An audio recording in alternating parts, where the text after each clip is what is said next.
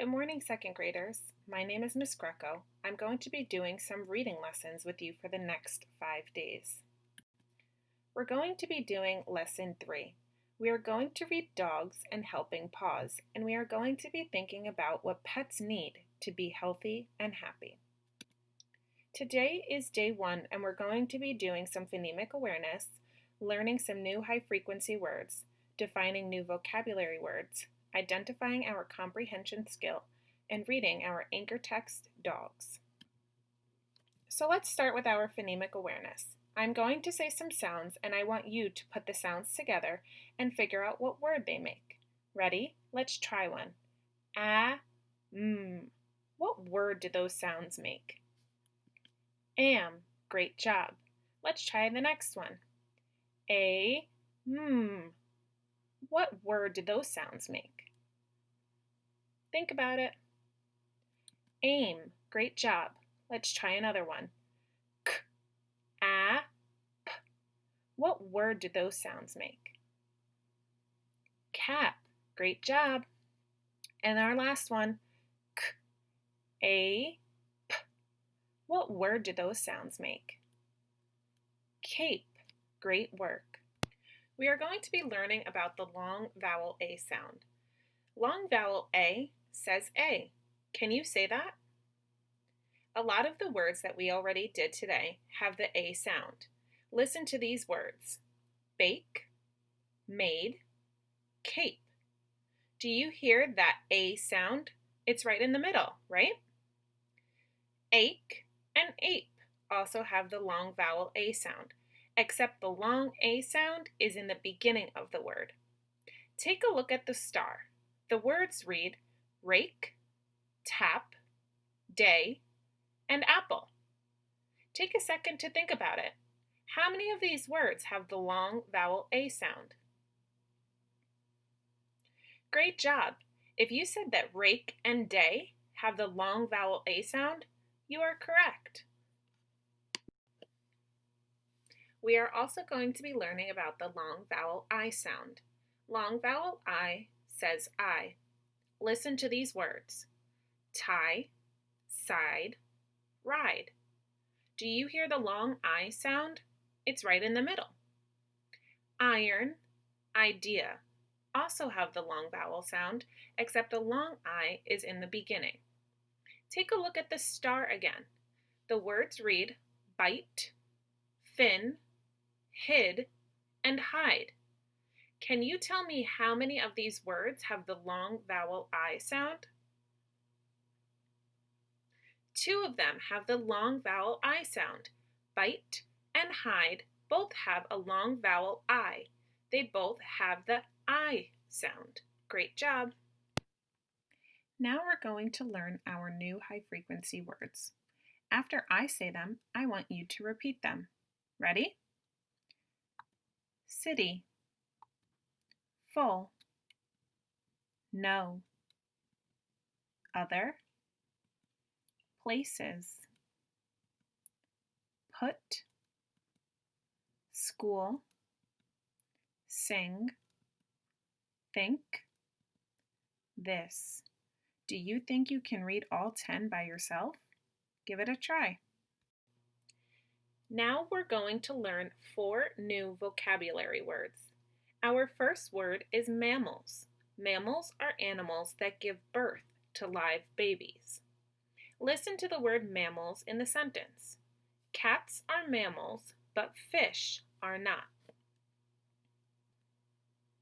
Our next vocabulary word is hairy. Hairy means covered with fur.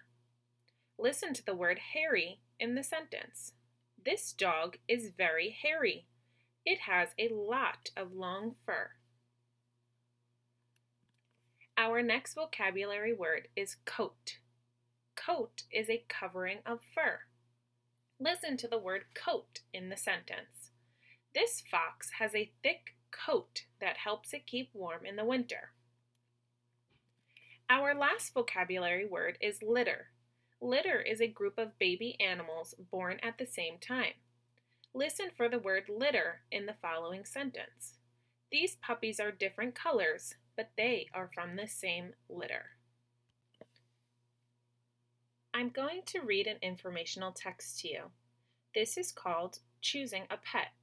As I read, I want you to think about if you hear any of the new vocabulary words we just learned.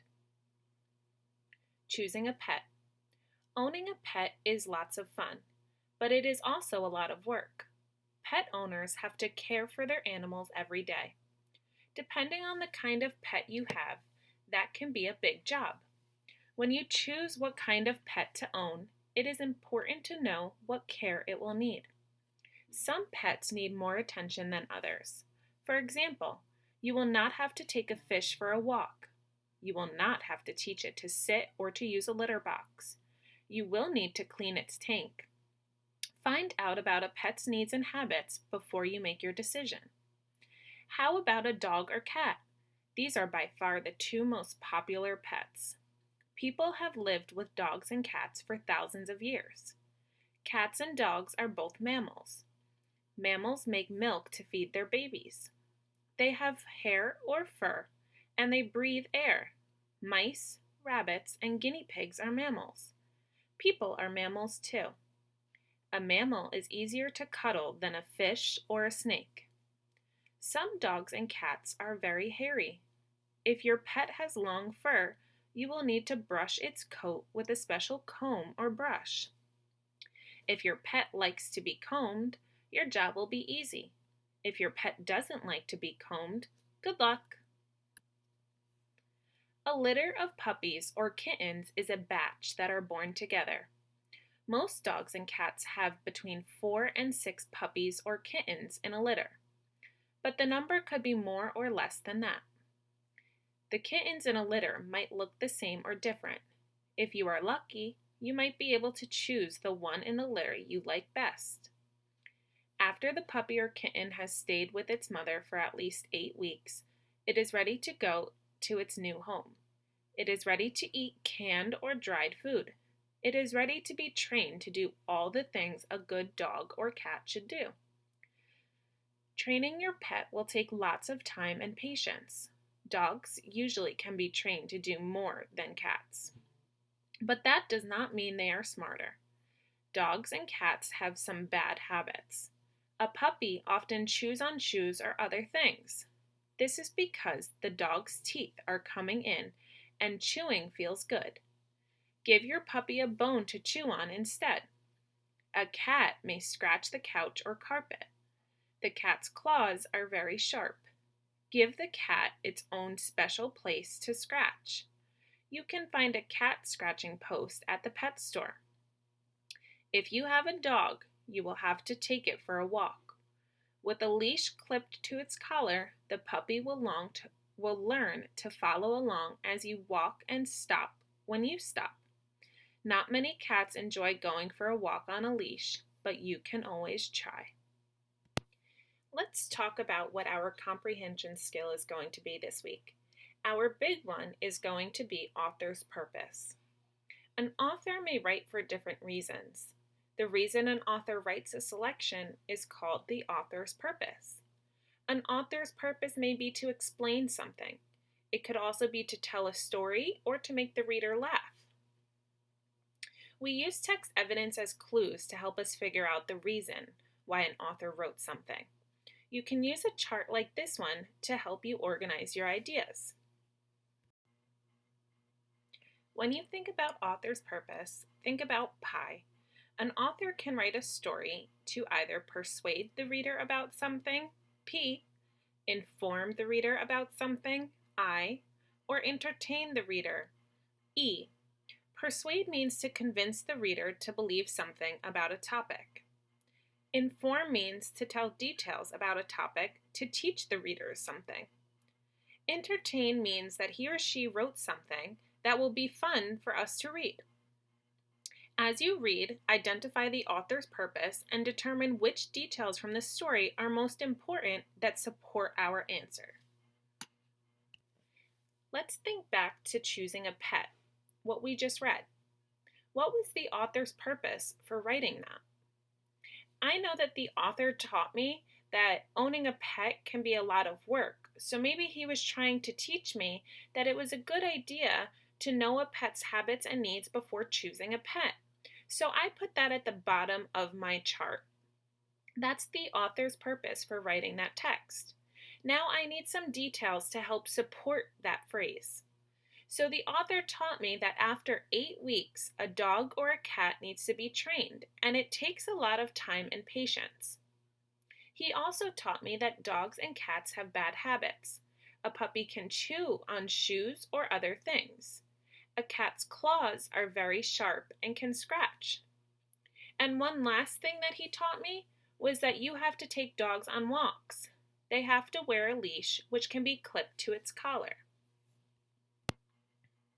Another skill that we will be working on is genre, specifically informational text.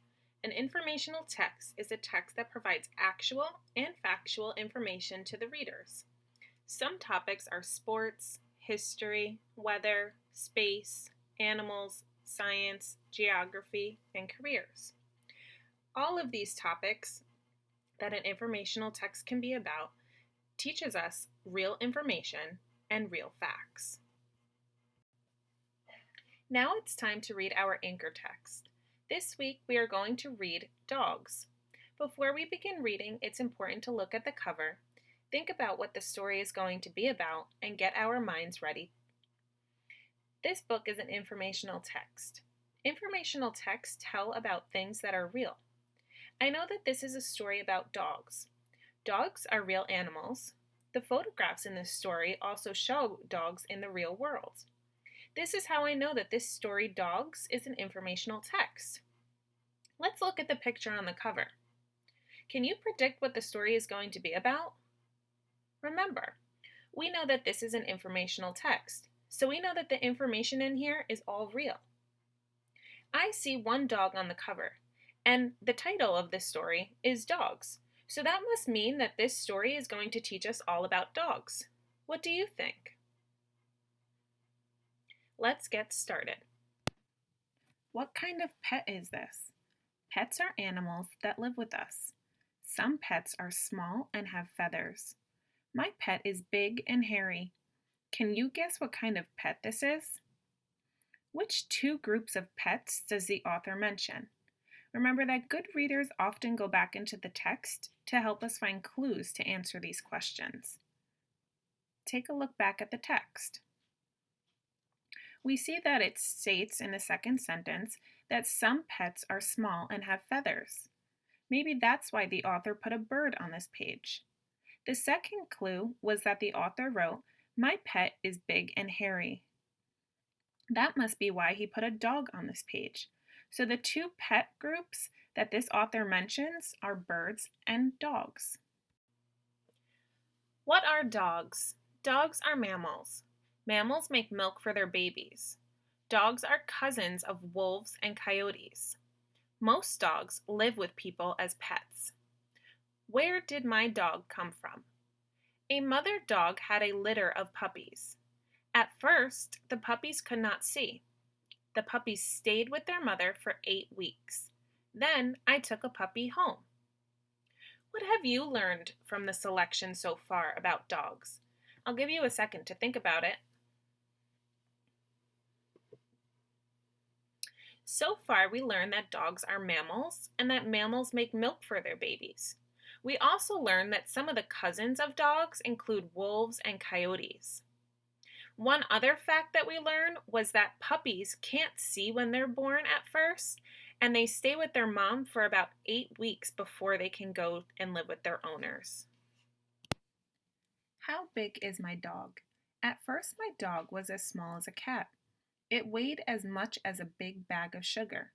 Now, my puppy is a dog. It weighs as much as a bicycle. What words does the author use to show that the puppy has grown? Look back to the text to find your answer. Great job! Did you notice that the author wrote that it first weighed as much as a big bag of sugar, and then it compared the dog's weight to a bicycle? I know that a bag of sugar weighs a lot less than a bicycle, so that must mean that the dog got much bigger. Where does my dog live? My dog lives in the house with us. It sleeps on a special dog bed. Sometimes my dog sleeps in my room. It may even sleep on my bed. How do the headings on pages 80 through 83 help the author organize the text? The purpose of a heading is so that the author gives the readers an idea of what that selection is going to be about. What does my dog eat? My dog eats canned dog food. Sometimes my dog eats dried dog food. My dog chews special bones too. Chewing the bones helps keep the teeth strong and clean. What clues in the text help you understand the meaning of the word chews? Remember to look back into the text to help you find your answer. I'll give you a second.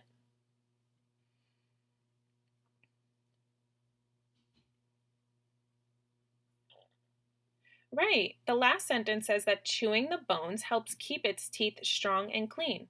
When we chew food, we use our teeth to break it up. What else does my dog need? My dog needs a collar and a name tag. These can help me find it if it gets lost. My dog needs a leash too. A leash is clipped to the collar so my dog can go for walks. How does the photograph on this page help you understand the text?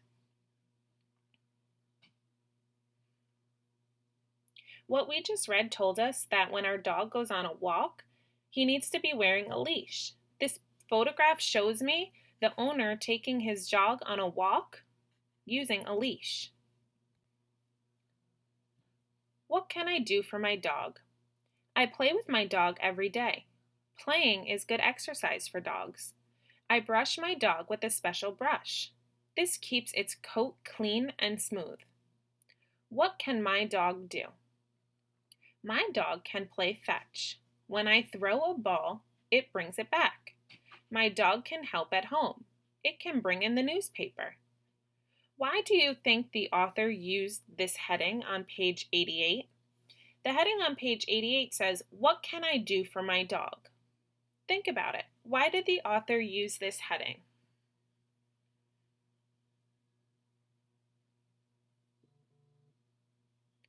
Right. This whole story teaches us how we can keep our dogs healthy and happy.